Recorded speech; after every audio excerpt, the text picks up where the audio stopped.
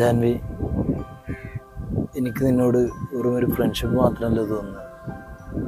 I really like you. ഇത് ഇപ്പോഴത്തെ ഒരു തോന്നലല്ല.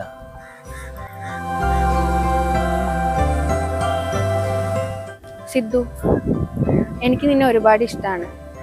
ബട്ട് പ്രണയിക്കാൻ എനിക്ക് പേടിയാ. നമ്മുടെ ഫ്രണ്ട്ഷിപ്പ് അത്രയും വാല്യുബിൾ ആണ് എനിക്ക്.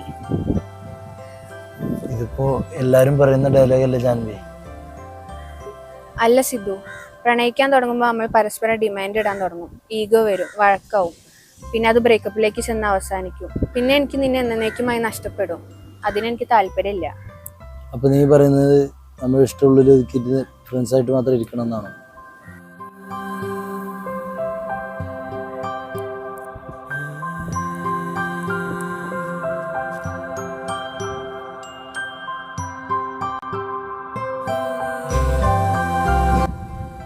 നമുക്കിടയിലെ കംഫർട്ട് സോൺ കളയാതെ തന്നെ മുന്നോട്ട് പോയിക്കൂടെ?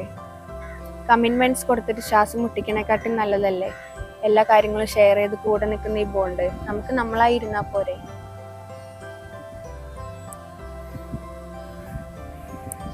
അപ്പൊ നീ പറയുന്നത് പ്രണയിക്കാം, പ്രണയിതാക്കളാവാതെ? എക്സാക്ട്ലി. എനിക്ക് നിന്നെ വേണം, പക്ഷെ ഒരു ബോസിനല്ല വേണ്ടേ. നമുക്ക് പരസ്പരം സപ്പോർട്ട് ചെയ്യാം, ടൈം സ്പെൻഡ് ചെയ്യാം, ലൈഫ് സിമ്പിളായി മുന്നോട്ട് പോട്ടടാ.